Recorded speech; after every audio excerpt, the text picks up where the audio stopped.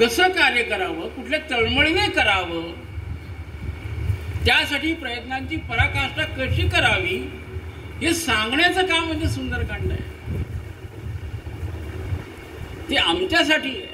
म्हणून नेहमी नेहमी सुंदरकांडाचे पाठ केले जातात, प्रवचने केली जातात, वाचन केले जातं. हे त्यासाठी आहे.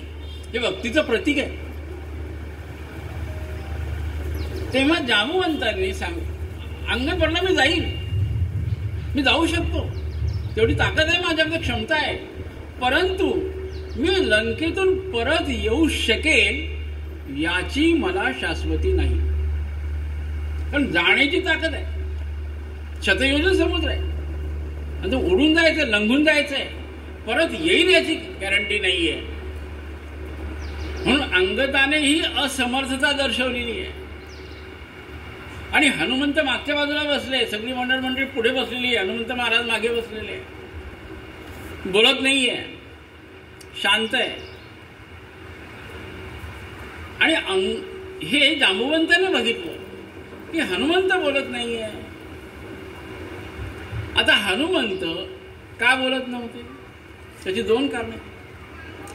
एक तर हनुमंताला आपल्या शक्तीचं विस्मरण होईल असा ऋषींचा शाप होता की तुला कोणीतरी तुझ्या शक्तीची जाणीव करून देईल, आठवण करून देईल, तेव्हा तुझी शक्ती परत येईल, असा ऋषींचा शाप होता. आणि दुसरी महत्वाची गोष्ट जी आमच्यासाठी आहे की जो खरोखर बुद्धिमानी असतो, जो खरोखर शूर असतो, जो खरोखर वीर असतो, जो आपल्या भगवंताला समर्पित असतो, तो कधीही आपल्या तोंडून आपल्या स्वतःची बढाई करत नाही. हे हनुमंताचं चरित्र आम्हाला शिकवतं.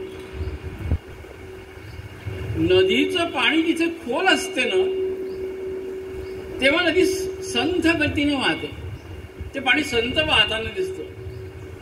संत वाहताना पाणी दिसलं की समजायचं की इथे पाणी भरपूर खोल आहे.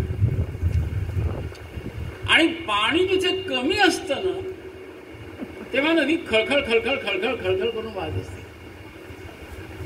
आपण म्हणतो उथळ पाण्याला खळखळाट फार.